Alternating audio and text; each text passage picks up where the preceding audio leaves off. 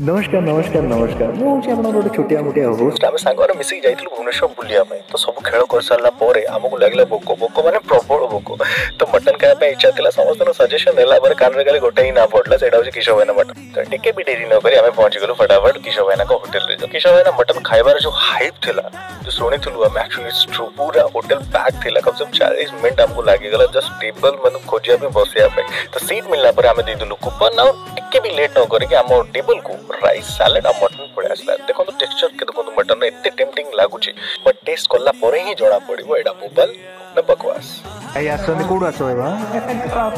तो जहां तो लेट करबे काई ना मत लागला बहुत जोर भोको आ चाहा भी मैं रिव्यू करबी सेडा मो निजर पर्सनल एक्सपीरियंस आपन केमती लागुची किशोर भाईना मटन आपन निजे कमेंट जाई मते जणा दो आपन भल लागुची कि खराब लागुची बट एडा मोर रिव्यू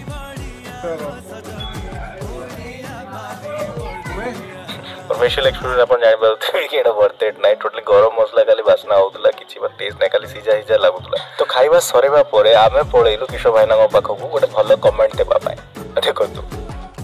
किशोर भाई